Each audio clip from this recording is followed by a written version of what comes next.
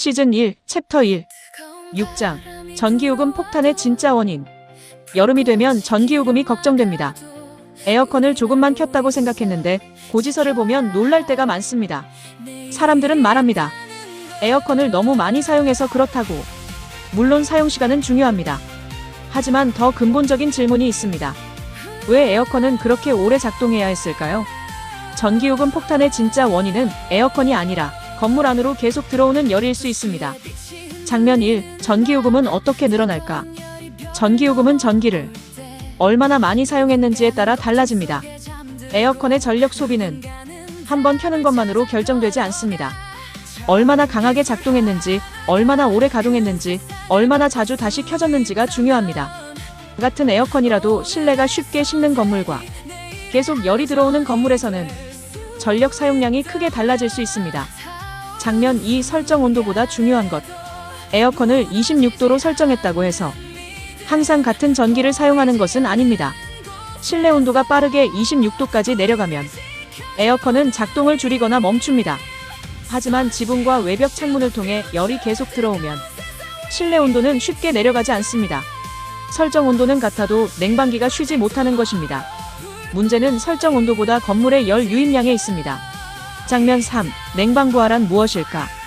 에어컨이 실내를 시원하게 만들기 위해 제거해야 하는 열의 양을 냉방부하라고 합니다. 지붕에서 들어오는 열, 외벽과 창문을 통과하는 열, 사람과 조명, 기계에서 발생하는 열이 모두 냉방부하에 포함됩니다. 냉방부하가 커질수록 에어컨은 더 많은 일을 해야 합니다.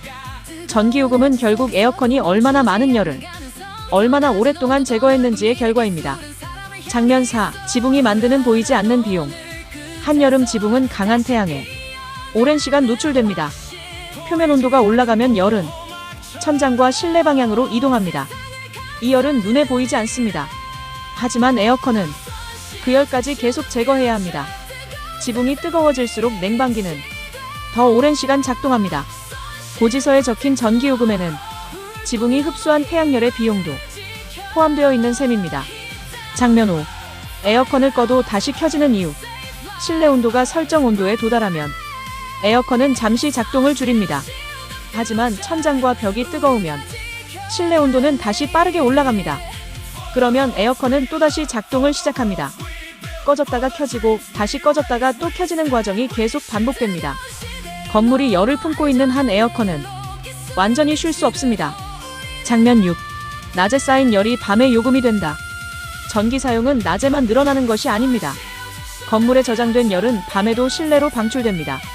낮 동안 달궈진 지붕과 외벽, 콘크리트와 바닥은 해가 진 뒤에도 계속 열을 내보냅니다. 그래서 밤에도 에어컨을 오래 켜게 됩니다. 낮에 흡수한 태양열이 밤에 전기요금으로 이어지는 것입니다. 장면 7. 더 큰 에어컨이 답일까? 실내가 잘 시원해지지 않으면 더 큰 에어컨을 설치하고 싶어집니다. 물론 공간에 맞는 적정 용량은 필요합니다. 하지만 건물로 들어오는 열을 줄이지 않은 채 에어컨 용량만 키우면 전기 사용량도 함께 커질 수 있습니다. 열이 계속 들어오는 구조에서 냉방기만 더 강하게 만드는 것은 근본적인 해결이 아닙니다.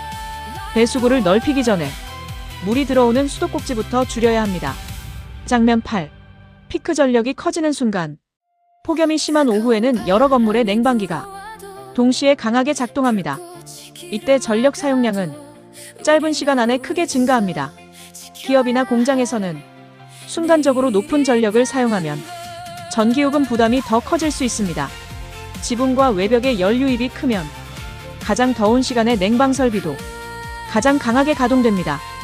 건물의 열 관리가 중요한 이유는 총 사용량뿐 아니라 전력 피크와도 관련이 있기 때문입니다.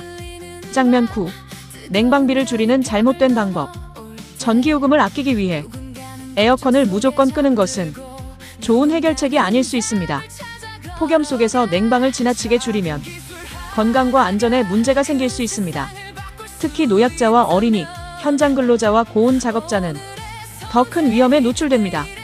중요한 것은 냉방을 포기하는 것이 아닙니다. 같은 쾌적함을 더 적은 에너지로 만드는 것입니다. 장면 10. 열이 적게 들어오면 달라지는 것. 건물 외피가 흡수하는 태양열이 줄어들면 실내로 전달되는 열도 감소합니다. 냉방부하가 낮아지면 에어컨은 설정 온도에 더 빠르게 도달할 수 있습니다. 가동 시간이 줄어들고 반복적으로 켜지는 횟수도 줄어들 수 있습니다. 냉방기가 더 적은 에너지로 실내 환경을 유지하게 되는 것입니다. 전기요금 절감은 에어컨을 덜 사용하는 데서만 시작되지 않습니다. 건물에 열이 덜 들어오게 하는 데서도 시작됩니다. 장면 11. 선쉴드가 제안하는 에너지 절감.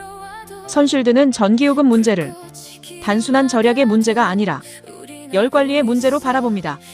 지붕과 외벽의 표면 온도 상승을 낮추고 태양열의 흡수를 줄이며 실내로 전달되는 열을 감소시키는 것. 건물이 받아들이는 열이 줄어들면 냉방 설비의 부담도 낮아질 수 있습니다. 에너지를 아끼는 가장 좋은 방법은 필요한 냉방을 포기하는 것이 아니라 불필요하게 들어오는 열을 줄이는 것입니다. 결론입니다. 전기요금 폭탄은 에어컨 한 대가 만든 결과가 아닙니다. 뜨거운 지붕과 외벽, 창문으로 들어오는 태양열, 건물에 저장된 열, 그리고 그 열을 제거하기 위해 오랫동안 작동한 냉방기의 결과입니다.